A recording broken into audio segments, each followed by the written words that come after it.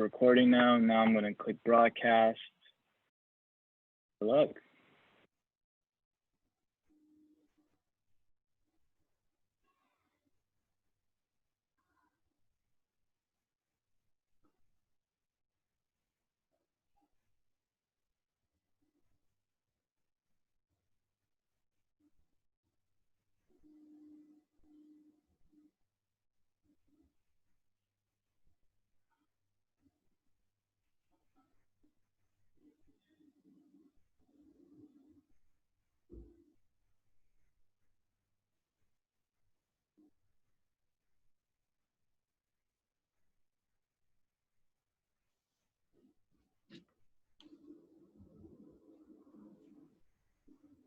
Hi, this is Sara Abiusi. Welcome to the AABDC webinar series titled, Let's Return to a Better Workplace. We're going to give it a few more minutes to let a few more attendees join, and we will be back with you to basically kick off this the web series.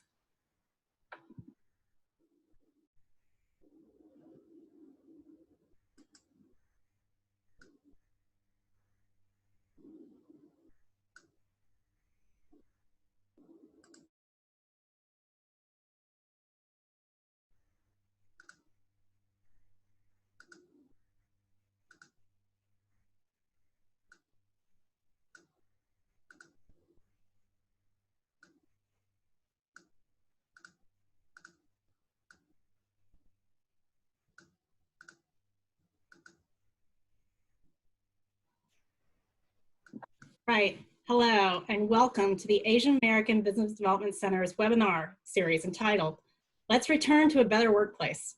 Our session today is hosted by the AABDC. The Asian American Business Development Center is a nonprofit organization established in 1994. It assists Asian American businesses in strengthening their capacity to compete in the mainstream market, to expand their recognition of Asian American business contributions to the general economy. I would like to thank the series partner today, Hennessy. The webinar series is sponsored by Bank of America, Target, Colgate-Palmolive, and JPMorgan Chase & Company. Today's webinar is part 2 of a 3-part series. The third webinar is scheduled for next Wednesday, September 30th, from 1:30 to 2:30 p.m. Eastern, with the theme of Finding Solutions Together. Today we'll be focused on the topic, Tools and Aesthetics of Work. By way of introduction, my name is Sara Abiusi. I lead Accenture Federal's technology business for our civilian clients, and have worked in the technology field for over 25 years. I have a passion for innovation and thrilled to be joined today by this wonderful panel. Before I introduce the panel, I would like to take a few minutes to discuss the topic. While the future of work is not a new topic, the pandemic in the past 6 months has had a material impact on our lives.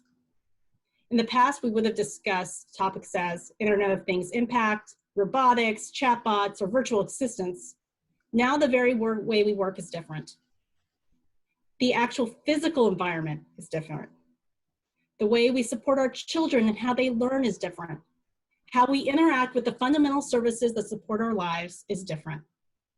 This has driven different buying patterns. For instance, Accenture's COVID-19 Consumer Pulse Survey showed 160% increase in consumer buying for new or low frequency buyers.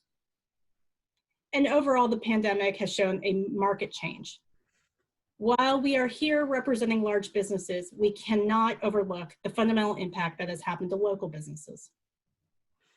At the same time, the pandemic has established a variety of new opportunities and innovation in many industries. We see the ubiquitous nature of collaboration software and the underlying emergence of 5G. Having said that, the country will go back to work, some type of in-person work environment. How that looks and feels will be very different. Today, we will discuss the technology trends and tools we see in the market. Now, I'd like to a few housekeeping notes. We are definitely excited to hear from our panel as well as our audience. So please use the Zoom Q&A for your questions, and I'll be moderating the majority of the discussion. Additionally, for any comments or follow-ups, please use the chat function. Now I'd like to introduce our panel. We are joined today by Gurinder Kaur. North America CIO for Coca-Cola. James Lee, Managing Director, Global Strategic Initiatives at Google Cloud. And Lorrissa Horton, the VP and GM of Webex Strategy and Online Business. I'd like to now invite the panelists to introduce themselves. Gurinder? Thank you, Sara.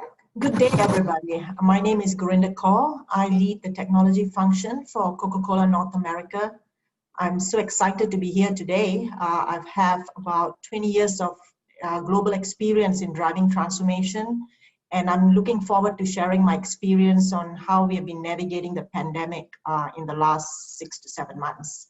With that, I'll hand it over to James to introduce himself. Hey, good morning, everyone. I'm James Lee. I'm currently working in Google's cloud business and I'm responsible for driving large transformation strategic partnerships across the globe. I'm a fairly recent hire at Google. I've been there for about 6 months. Before Google, I spent 12 years at SAP across a variety of product and go-to-market leadership roles. Really excited about being on the panel and looking forward to a great discussion. With that, let me hand it over to Lorrissa. Hello, everyone. Lorrissa Horton here, Vice President and GM of Webex Strategy. So I cover our overall collaboration strategy, cross-calling meetings, messaging, and how we use those things to transform our customers' businesses. So definitely looking forward to our exchange here today. Transformation, I think, is top of all of our minds, and we definitely want to share all of our learnings. Great. Well, welcome to the panel. Let's start out with Gurinder. It's been 6 months since the world fundamentally changed. As an executive at Coca-Cola, can you tell me what you've seen and experienced in the terms of the economy and working specifically? So yes, so 6 months are very interesting times for all of us. I would say it's been a difficult time for us, how we work, how we live, but at the same time, on the digital side, it's been an accelerator. The pandemic actually has accelerated in many ways across the board. So let's talk about the economy. You think about economy, you think about demand and supply. So how our consumers and customers consume goods and services today, post-COVID versus pre-COVID, is very different. So we have seen a huge jump in digital commerce across the board in terms of how we produce and service our customers. So that's a big change. On the supply side of the economy, if you think about it, we produce globally. The disruption in the supply chain globally has been amazing, which means that we need to be much more pointed about how we produce, what we produce, where we produce, how we get access to our raw materials. So transparency across the supply chain is more important now than ever. It's for us to navigate the economy. So those are two areas on the economy that actually is given us a lot of food of thought in terms of how we navigate. Now on the workplace, interestingly, we have I'm sure all of us here have been very, very productive since March working from home. So that's one big change has happened. So, previous to March, we never thought we could be this productive. So working from home has been an amazing journey for all of us. The cloud technology, collaboration platform technology has been a big enabler for us to navigate through that. And then of course too, we have folks that are coming into work, as some of us have to. And in terms of that, we are using a lot of, we're talking about changing of work in terms of how we actually keep our employees and our associates safe at work. So those are the major trends we've been seeing in the economy and the way we work moving forward. Sara. Thanks, Gurinder. I want to go over to James. You brought up when we were talking on the prep session about how we have this sort of two pieces of this sort of major transformation going on, and it affects us different ways. Enterprise and the personal experience. Can you talk a little bit more about that for us? Yeah, I agree a lot with what Gurinder was saying, and just built on what you mentioned. In the midst of the pandemic, we're really seeing kind of changes at two levels. One is at the enterprise organizational level, and one is more at the personal level in terms of how individuals and organizations are embracing technology. And if you think about the organization and enterprise level, business continuity and flexibility are really top of mind for any decision maker. Pre-COVID, a lot of companies were exploring new technologies, but they were also weighing the risk and reward. And a lot of times they were pausing because there was really no compelling event to do so. Now, fast forward to a post-COVID world, the risk of doing nothing is much higher now versus the risk of actually deploying new technologies. So, for example, we're seeing a lot of companies that we talk to now who are moving more towards a cloud environment, thinking about their approach of architecture that allows them to scale their systems up and down given the requirements of the economy. That's one. Another example is traditionally we see a lot of companies wanting to have full control over their systems, leveraging more of an on-premise setup. Now, with on-premise, the challenge that you face in a pandemic is you literally have very limited ability to call in people to physically serve your servers, your software, etc. Right? And so what that means is that you kind of have to figure out a way to run what you call a lights out operation where everything can be remotely supported. And that's why cloud is getting so much traction during this time. Now, on the other hand, you're also looking at individuals. What does this mean as the employee working from home now and adjusting to this new lifestyle, right? I think there's certainly hard requirements where you have to ensure that the company provides you with sufficient, video conferencing tools. You have the equipment to ensure healthy ergonomics, right? You've got the right internet connection, etc. But there's also a very real psychological effect of needing to feel that you're part of an organization and you can effectively collaborate with your colleagues. And this is something at Google that we think a lot about. In terms of how can we run effectively, efficiently our meetings via Google Meet video? How do we leverage the Google suite of products to collaborate in real time, not only with just our colleagues but with our partners and our customers?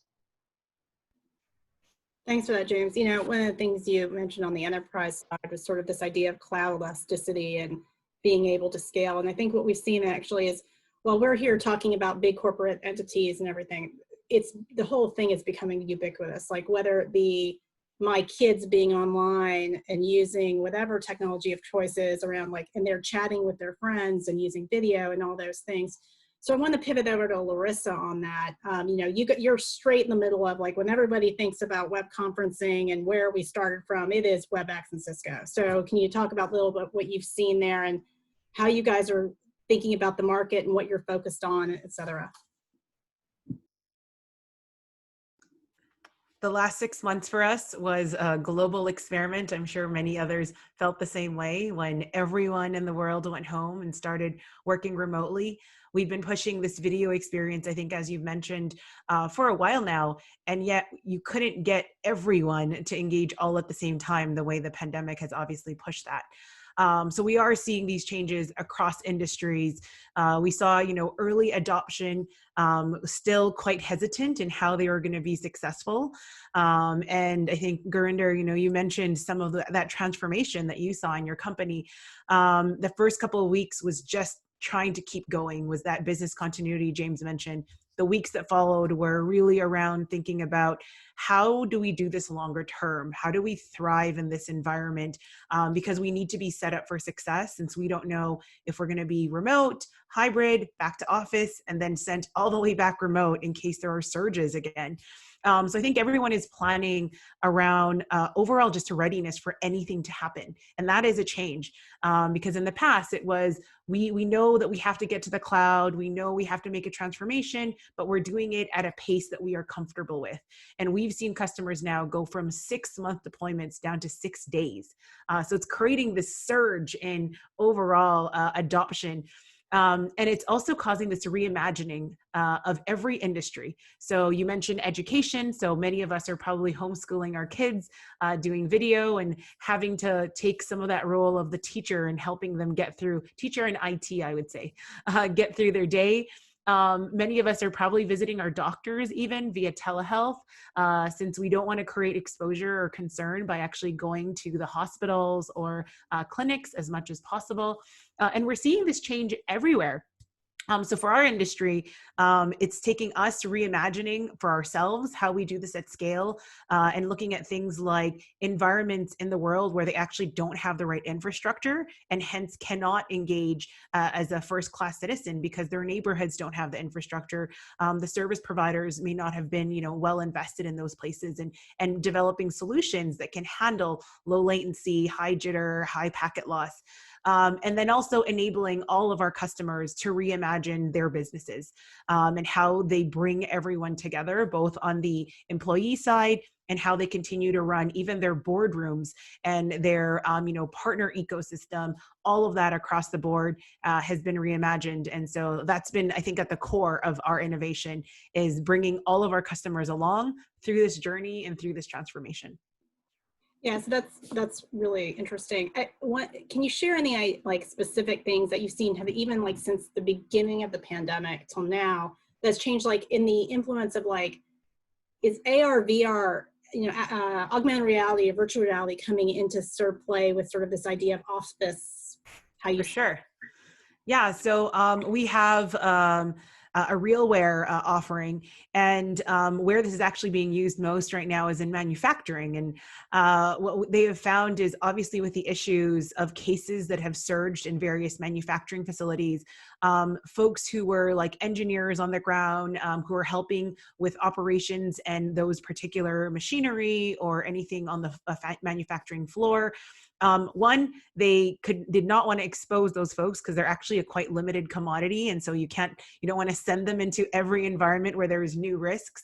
And so instead they had AR, VR incorporated into the manufacturing floors. And they had someone who's already working there able to show the expert remotely what is going on and have them actually walk through assisting and fixing. So they had virtual eyes and ears on the ground while leveraging the knowledge and expertise on the remote end.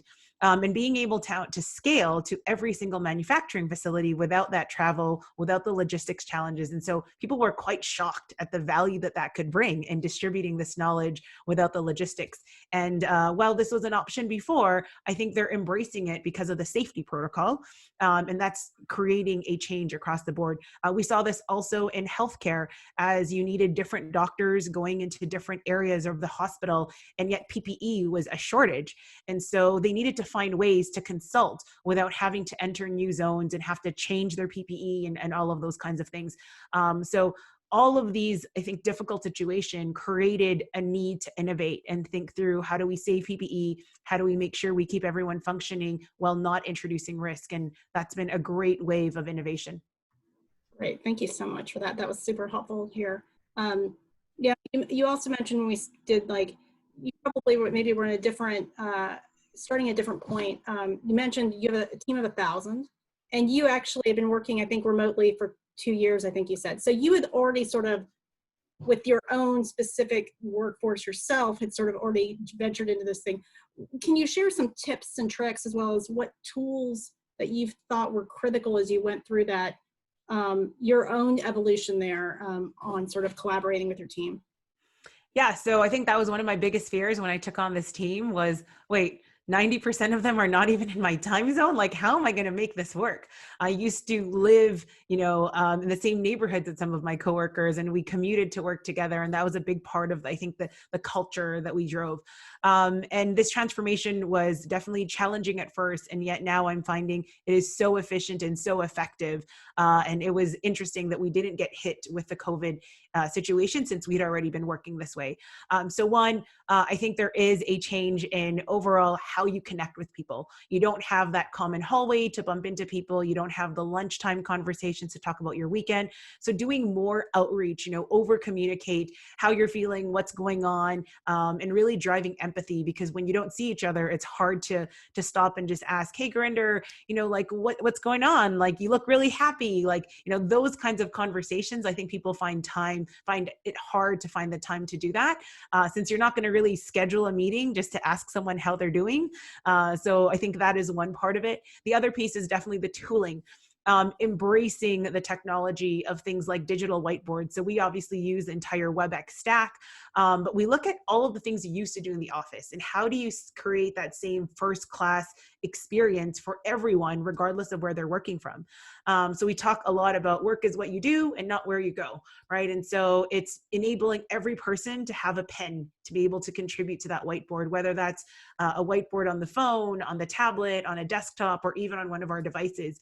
How do we make sure everyone can equally contribute so that you don't isolate certain people and they feel like they're not actually part of the team? So thinking really holistically about tooling around that, and really enabling a much more global workforce in the sense that there are no specific advantages to being in an office because everyone is distributed. I think that's also created a difference in culture. We all connect more similarly since we're all remote to a certain degree. My chief of staff, I think in the last 2 years, I've maybe seen a total of 25 days, and yet I speak to him maybe 5 times a day. So I think that's just one example of how you maintain the same kind of, you need to maintain the same kind of outreach and continuous communication, even if you're not physically together. So I'd say those are kind of 2 big tips. Look at the tooling and definitely do continuous outreach. And I think the other big part is expression, right? And so tools like emojis and Giphies are important because people want to see your reaction. They want to know what you're really thinking. And even subtle things like picking a popular character to represent your thought, or a very a little video that represents your feelings and reaction and celebration is much more than saying just thank you in text. So incorporate all of those as well. So I think that's really, really interesting. I mean, you said, like, I think about like the background I pick, like even the background you pick on these virtual sessions gives you a sense of who you might be. And for me, this is actually personal. Like, I'm really into national parks. So I was trying to figure out something I wasn't trying to do an Accenture background. So I was trying to do something more personal. And so this is Crater Lake. It's one of my favorite places in the world. So I picked it. So I think that's an interesting idea, is like everything you do in the virtual world is a little bit personal, must reflect yourself as you go through. So that's super helpful. Hey, James, so like, I think how you joined Google is probably like the wave of the future. Like, everybody's going to be almost a virtual employee that joins at the beginning, and how you really go through that is really going to be, interesting. So tell me what you think you've seen in that, a journey from a company services perspective. Like, what do you think has progressed? What things are different, whether it be HR, mental health? I'm just curious to hear sort of how new employees are getting onboarded in this new environment. Yeah, sure. It's definitely a very unorthodox time to be joining a new company. I joined Google about 6 months ago, and I've been onboarded and trained completely virtually during this time. I literally have not stepped foot onto a Google office since I started, and like everything else, my onboarding was done via remote support and video conferencing. In the past, something that would maybe just take 5 minutes to resolve if you had a hardware issue, now obviously would take a lot more time and patience because you have to work with someone remotely. So I think that's something that Google has adjusted to quite well. Certainly, it's not 100% compared to in-person interaction, right? But I think we're getting there. One of the really interesting things is, as a new employee, how do you get a sense of the culture and feel like you belong, right? And without physical interaction. And again, I think through some of the onboarding courses and trainings that I took part in, Google is constantly trying to improve upon, how do you create this sense of, interaction, be it through maybe some games and breakout sessions, And also there's a lot of heavy follow-up after the training just to ensure that, hey, you are, you're practicing what you've learned, right? You've been able to access the resources that were mentioned, right? And I also like the fact that, as one of the first cohorts going through the onboarding completely virtually, we kind of established even a stronger bond between this group, right? Because we've gone through something that's very different than before. The other thing I will mention is that work-life balance is something that's also very top of mind now, because I know a lot of people are, like myself, you're gaining time by not having to commute or travel for work, but at the same time, your professional and your personal lives start to merge. The boundary between work and life is starting to go away. And again, I think technology could play a big role in helping us maintain a healthy work-life balance. For example, at Google, we simplified the integration of email, document collaboration, video conferencing, instant messaging, etc.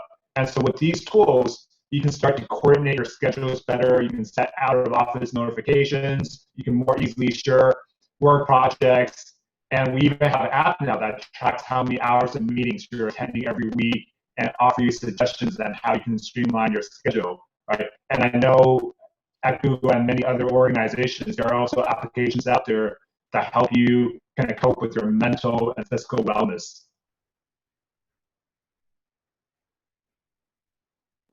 Yeah, I know that we've had at Accenture a huge focus, just, mental health. And, people aren't accustomed to, going virtually and explaining how they're feeling as much. We actually have a whole ERG focused on mental health. And one of the things we did in the last few years is actually create an ally program and actually a coaching program to help people. And it's to help them out, as well as we've actually brought in additional services like Thriving Mind, Headspace, and those type of things to help people really think through it. And I think what's interesting about it is, you don't necessarily go into, not everyone goes into thinking that I'm stressed, right?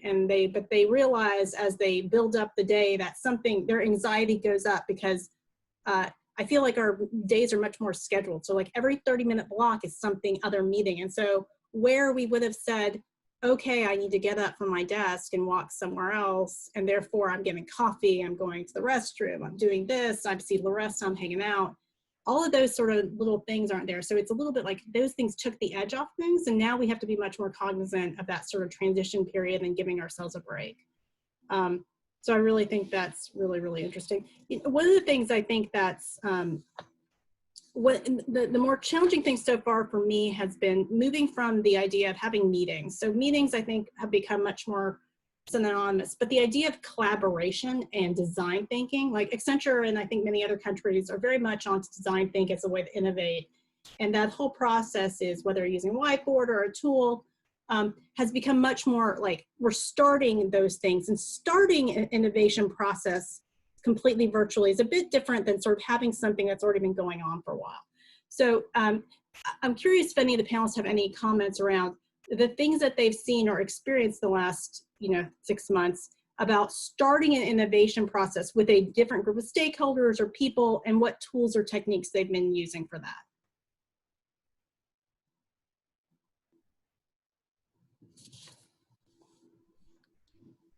I'll jump in if no one else is gonna jump in yet. So I think there have been actually a lot of different projects that had to start during COVID just because the circumstance was one that we'd never seen before. And in those cases, we had to reach across brand new groups of people. The way we've tackled that is we've created these, what we call spaces on Webex, which is basically a virtual room. And it's almost the equivalent of huddling across one conference room and bringing everyone together and making sure that we always have equal access to the same information, whether it's research that we're posting to each other, whether it is, meeting summaries, meeting recordings, and really a live chat. So how do you give everyone access and stay up to speed? Because a big part of what happened in COVID was the ramp up had to be very, very fast. There was no time and no room for constant meetings just to stay coordinated. That was almost assumed that you're just keeping up with everyone. So the real-time engagements were much more about strategic conversations and things that you needed to resolve in real time. I think, Gurinder, you had some great examples of how you guys had to reimagine, I think your supply chain. It would be great to hear that's another completely different innovation that's probably across software, people, and physical that we should, love to hear about. I will just add on the innovation piece, Lorrissa. I mean, besides the collaboration spaces, which we also have, obviously in a different platform, but regardless, bringing everybody together to collaborate for new innovation. What is also interesting that we've seen an uptick of in the last 6 months is prior to COVID, a lot of the innovation process is through relationships. People get together, they have their perspective and they bring it together. But now, because you don't have the sort of face-to-face getting together, you work within these spaces, virtual spaces, but you use a lot of analytics, a lot of insights, a lot of what the consumers are out there, more so than before COVID. And it's very interesting to see the uptick of all that, just the openness for people now to look at data and analytics, consumer insights in a different way to really start to accelerate the innovation process more so than before COVID. So that's the only other thing I would add on the innovation piece. Great, thanks so much. Let's go. So we've talked a lot about sort of what's been happening currently and how we've been adjusting and adapting. I want to sort of think about the transition to the offices going back into the physical offices versus my home office.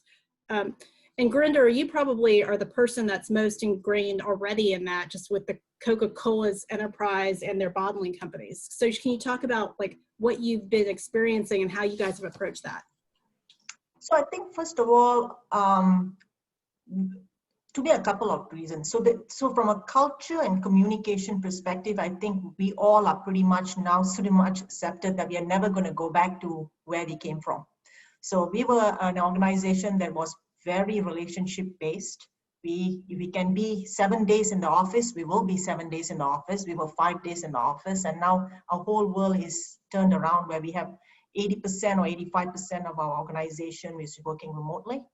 And obviously you have this manufacturing plant supply chain where we are still coming in to manufacture and produce goods. So moving forward, I think what we've been thinking about is the safety of our people is obviously number one.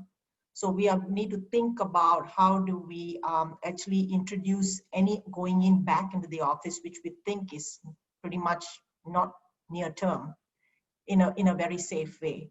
So we're using a lot of thinking around technologies and how do we equip our working spaces with things and sensors, temperature checks, those things, because those things are already available in our supply chain, manufacturing plants where people are going in today. So we're going to over-index on that and think through that further. But more importantly, I think moving forward though, from a supply chain perspective and bottler perspective and a marketplace perspective, we are basically going to be looking at more on data and analytics and how we will bring the transparency back together so we can help people to make decisions. Going back to the office is important, but it's more important is how do we continue to do business in this new world, and how do we introduce technology to help all of us through collaboration platform, clouds, or even data and analytics in terms of understanding where our marketplace is going, how we should be manufacturing, how we should be supplying. And all those things are going to be more and more involved in data and analytics, end-to-end transparency. We are also going to be looking at a lot of things which we are today, and we're going to be doubling up on things like Lorrissa talked about. What we call about remote maintenance and remote. So we got freestyle machines all over our food service environments all over the States. You go to McDonald's or Burger King, you see the freestyle machines. Previous to that, people used to go in to repair those machines. Coming post-COVID, we don't do that anymore. We do remote maintenance. We do remote maintenance within the manufacturing plants using AR, VR type of technology. So those are the types of things I think, COVID started that, but, you might need to ask the question, maybe this is the right way to go. COVID or no COVID, this is the right way to go. You actually bring more efficiency into the system. You get more flexibility. You're able to adhere to higher standards because it's so easy to actually keep everything at a high quality. So I think these are the types of things we are thinking about, data and analytics, making sure, obviously, we prepare the workplace when we are coming in with the right types of technology, which is a lot of sensor technology. Also about, coming into conference room, we got a lot of these new technologies that can tell you exactly, when is the conference room? Is it occupied? When is it going to be cleaned? Is it all those kinds of new things in the sort of workplace environment that we'll be introducing? So those are some of the things we are thinking about. Thanks, Gurinder. I mean, I just think it was, I think it's really, many of us are here like just pure corporate, right? And there's not this idea of the supply chain that has to reach out, especially, it's not just about you guys, it's all your partners, your suppliers, everything else has to sort of come along quickly, and it's had to. So it's really, really interesting. So I want to make sure everybody knows, please use the Q&A to ask questions. In a few minutes, we're going to have time for you to ask essentially any question you might like to the panel. They're ready to go. So please use the Q&A function, and let's start getting some questions in. So Lorrissa, I went out and read a decent amount of the research that Webex and Cisco have done about returning to work. And a few of the things that Gurinder mentioned around sort of bringing the technology into the workplace and making it like a smart office, if you will. I really want to hear more about that, because I think that's going to be the way of the future. Yeah, so a lot of our research is showing that many employees, actually, I think it was 74% would like to continue working remotely at some capacity, and over 54% is wanting to work remote permanently. So this is changing the overall thinking of real estate footprint that companies are going to invest in moving forward. That's not to say they won't have any offices, but they're really reimagining that office, how much space they need, and how they use that space. A big part of what we looked at is within our portfolio, how do we take the tools that we have already deployed and make them available so that you can bring your workforce back safely. So everything from, wireless pairing and sharing, meaning you can start your meetings on your phone even when you walk in a conference room. You can share your content without touching a common HDMI cable, since there's definitely concerns of how many times did that cable get touched, who touched it, and is it really getting cleaned regularly? So incorporating those pieces, I think Gurinder already mentioned, awareness of how a room is used. We went even deeper than that and looked at how many people are in that room. And you can set new thresholds, like saying, this room used to be a room for 6. Now, because of COVID, we're going to make it a room for 3. And the moment a 4th person walks in, we actually give you an in-room notification that you're no longer following safe practice. And IT also gets a notification so that they do have both for HR and for facilities documentation of where was their potential exposure that didn't follow safety protocol. So really looking across that entire ecosystem of how do you leverage all of your investments, bring everyone to work safely, and give that flexibility of working from anywhere, being equally productive. Great. Thank you so much. So after this question, I want, we're going to go to Q&A. So please start putting some more Q&A questions in the chat, the Q&A. One of the things we talked about was work-life balance, and this idea of personal connections, how you're doing reach out, and also just the idea of, we were joking about the idea of a workation. I don't know if anybody read that article about like the fact that you don't really go on vacation anymore. You go and you balance, like, I'm in Florida, I'll work 3 hours, but I'm actually going out and doing something else afterwards. I really want to hear how your companies have actually done things for employees to help them think about how to, like, whether it's your individual tricks around how to actually influence and help your employees improve their work-life balance. James, maybe you want to start, and then we can go around and see if there are other tricks, tips and tricks. Yeah, one of the things that Google started to do is, we started to arbitrarily block off certain days that are not national holidays, but declaring them as kind of like a COVID work-life balance day. So essentially ensuring that employees have a couple of days here and there to unwind and to get away from work. I think that's been pretty effective. And then the second thing is I've seen is it starts with at the leadership level, but we're pretty we're pretty insistent on employees not working on evenings or weekends or holidays to ensure that unless it's something that's super critical, right? And it starts up from the top, right? I myself, I try not to send emails on the weekends or the evenings, right? Out of respect to other team members, right? And I think that goes a long way in just creating this culture that, hey, look, work stops at a certain hour, right? And then life begins, right? You don't really have, even though you're in the same setting, you can't go anywhere, that doesn't mean that work just needs to continue on into the evenings or the weekends. Thanks. Andrew?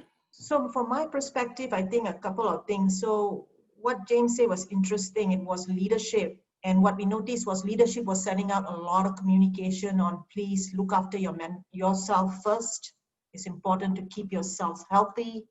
And it came right from the top of the house. And we see a bit of traction with regards to people actually taking that on and making sure they are very mindful about how they organize their days with not from a 7 to a 7 meeting, but mindful about it, but not a big take of it. And what happened was, personally, I start blocking calendars. So I block 12 to 1, and I call it, basically nutrishing yourself, keeping yourself healthy and have your lunch. No meetings during that time.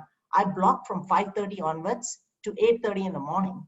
So that means people are not dragging meetings until 6, 7, 8 in the evenings. And that totally brought the whole organization differently, because sometimes it's interesting. The leaders can communicate, but there's still this permission culture.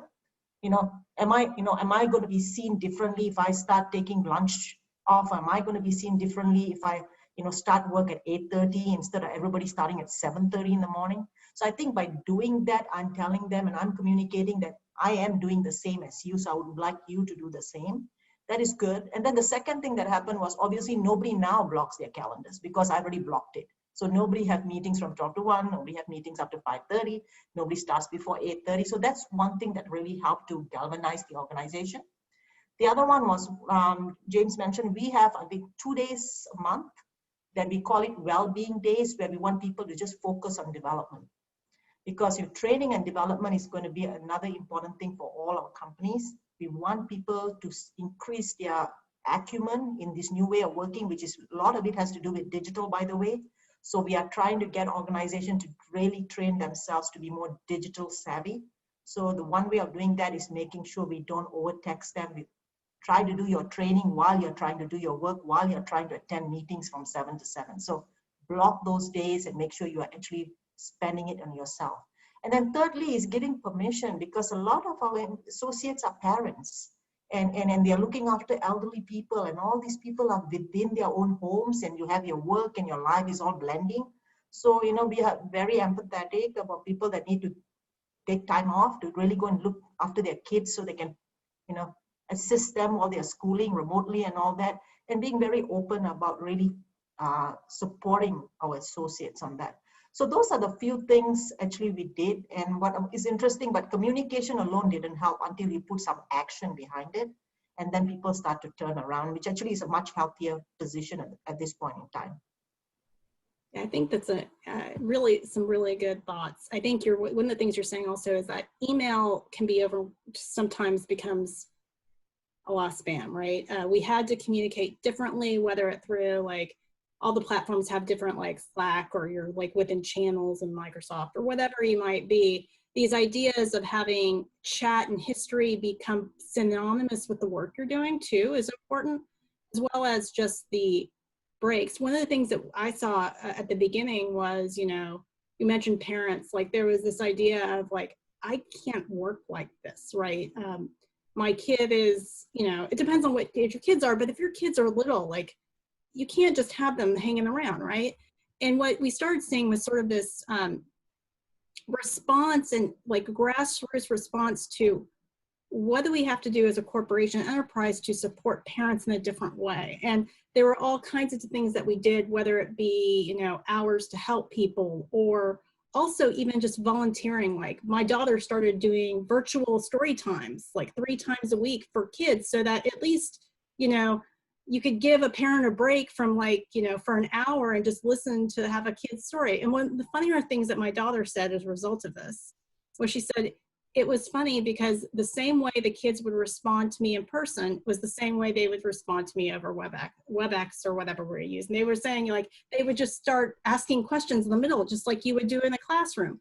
And so you realize that generationally, this is how they're going to grow up. It's not going to be this, like, technology is one here. You know, we saw this with iPads, but just even going beyond that, technology is synonymous with their learning experience. And I think we're seeing that as a huge trend as well, is that learning itself, the vehicle is changing. Whether you start to think about training the trainer or things like that, the way you deliver training, the content may be the same, but the way that you do it, whether it's being leveraged a Menti for a polling, using gamification to get people involved and work through, I think are huge changes to say that we're seeing as well. Lorrissa, do you want to share anything? Yeah, sure. So I think in the years that I've been doing remote work, one of the things that actually was shockingly different is we broke down the 9 to 5 boundary and broke outside of that altogether. And part of that was, this became even more, I think, apparent during COVID. Sometimes you actually need the hours and the break in the middle of the day and not necessarily after, right? And so one of the big cultural changes is being really clear around what are the outcomes that I measure my team on, and not necessarily hours that they're working. Of course, mental health is super important. And I agree with Gurinder, you know, we have the message at the top from Chuck saying, you need to take care of yourself first. Because if you are not taking care of yourself, you're not going to be able to take care of your loved ones if something does happen, if you are impacted by COVID. And so it was so critical to get rest, you know, basic things like you said, you know, going to the bathroom. It's funny how many people tell me, like, oh my gosh, I have to block my calendar to make sure that if I have coffee and water, I have time. And it's small things, and yet they're so important. The example from the top is another critical one. So how relaxed we are with sharing information, I think, is a big part of that. You know, you can change your status on what your status is on our platform, and many platforms have this.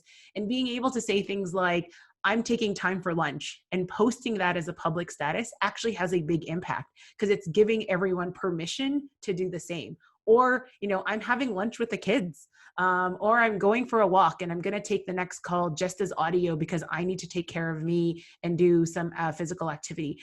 I think that's a cultural change more than a technology piece, because there are many technologies available to do that. But it takes being aware. And really the dynamic change for me has been, you know, yes, I want to make sure that the number of hours I'm working is not going to eventually make me sick or make me want to quit because I feel like I'm only working. And I want to make sure I'm a present parent. I have little ones as well. At 6 and 3, they're a handful. So it's, you know, how do you do all the things you want to accomplish and find the balance that you need to do all the things, both in your personal and your professional life, and break through actually some of those expectations of you're sitting at your desk from 9 to 5, because that's not the case. And that's, I think, not realistic right now, given how much people are homeschooling their children. So finding time and flexibility for that and empathy for that, I think has really brought a different connectedness of the team in terms of camaraderie, since we're getting to know that they have children at home or they have parents at home to take care of. And it's opening up ways that we are working together in very different, potentially different times. And that's okay. You know, like sometimes our team actually has no meetings in the afternoons, and we say, we're going to have a meeting after all our kids go to sleep. And while it's outside of your typical 9 to 5, it actually works better for all of us who are parents to little ones. So it's that kind of, I think, also thinking is, how do we make room for everyone and the challenges they have, which all may be different. Thanks so much. So I'm going to pause for a second and let people put some questions in the Q&A and see what other questions people might have that are coming in.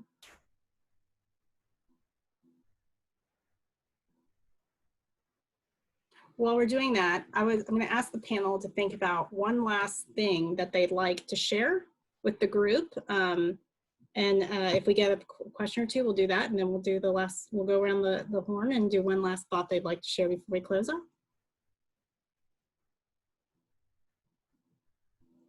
right. Doesn't look like people have a ton of questions. Oh. So there's a question here about, I'm gonna promote this, give me a moment. Hopefully everyone can see that on over Zoom. How do you increase engagement in employees beyond the job during this new remote world? There's screen fatigue, and the things that we talked about, like the coffee machine, the coffee chats. Just you ran into someone around the hallway. You're able to look at someone to the right in a meeting and get a response where it's like, you can't really do that in a big group because everyone sees your face. I remember the first time I was on a big Webex and the client of mine actually went on mute and forgot he was on video and said and it was very awkward. So those things are much more sort of all out there. So any tips or tricks on increasing engagement? So for my team, we actually host happy hours and coffee hours together. So we do try to find time to just talk about whatever topics are going on, but that is really more still getting to know each other and building camaraderie. But then we did create spaces. Some of them are geographically based on cities, when obviously people were dealing with the fires or air quality post fire, and seeing like, how could we all help each other? What is it that we can do? I think those are having that space where it's posting the non-work stuff was important to create that openness.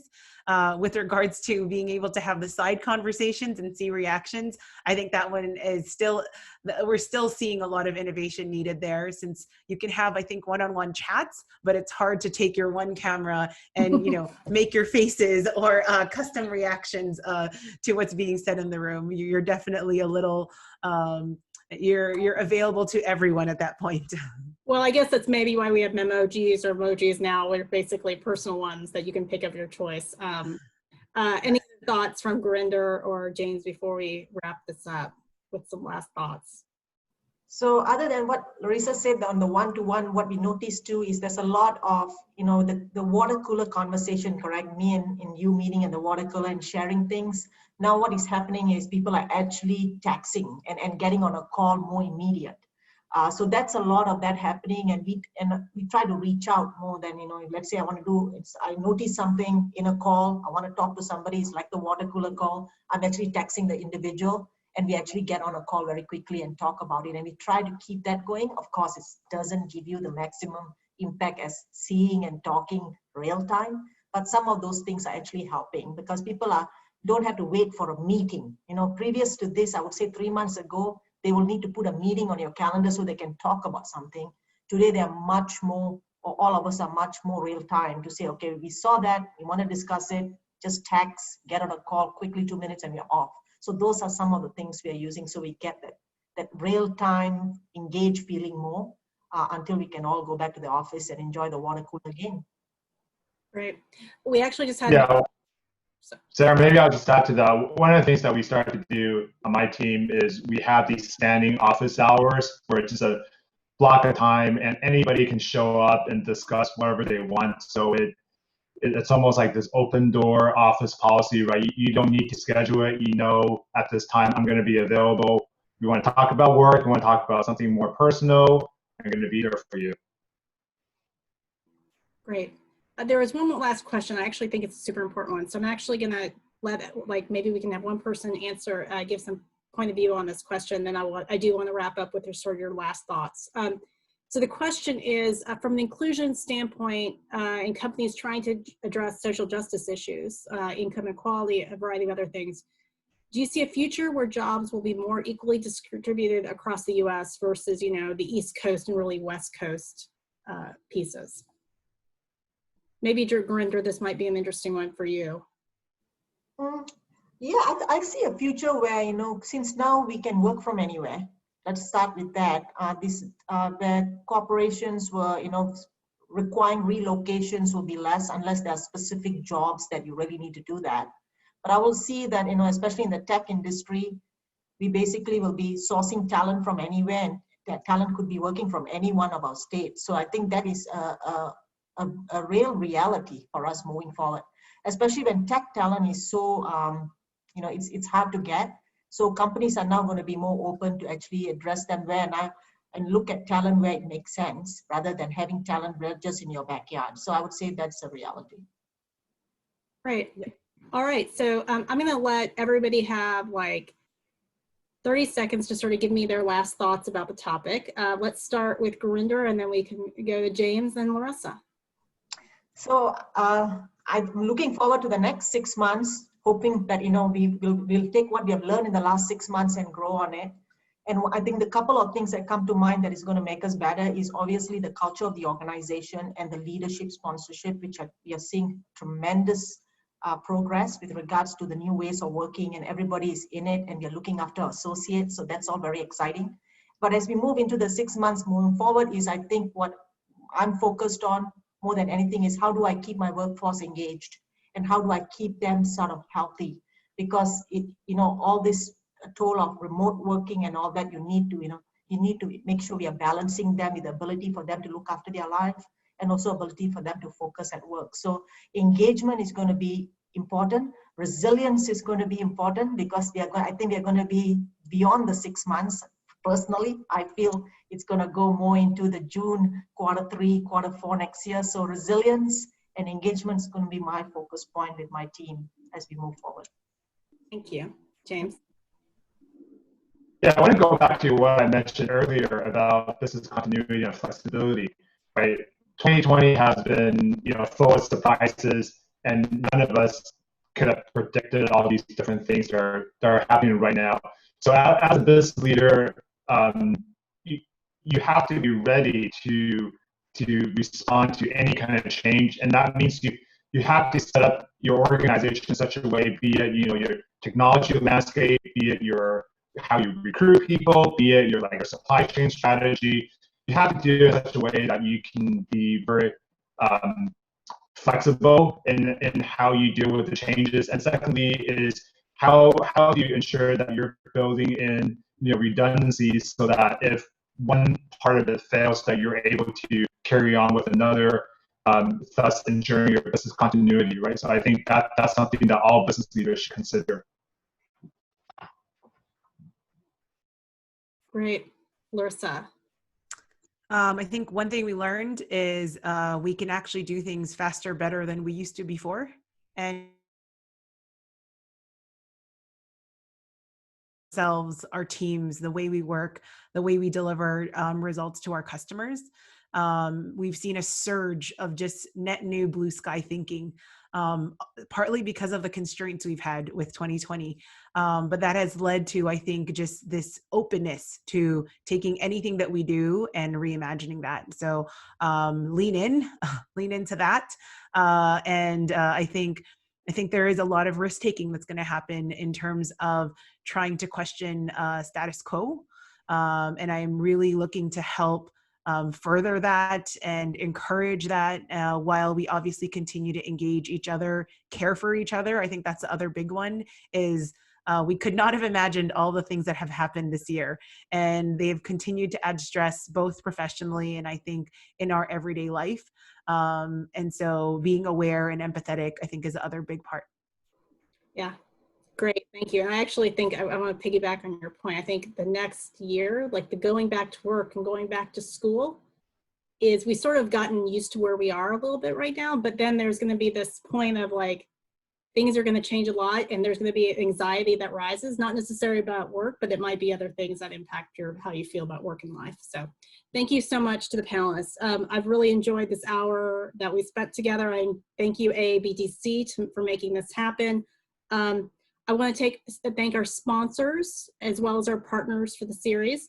And I hope you'll tune in next week for the last of the 3-part series on Let's Return to a Better Workplace, focused on finding solutions together. So you can find all the details on how to register on the AABDC website. Thanks for joining today, and have a wonderful day.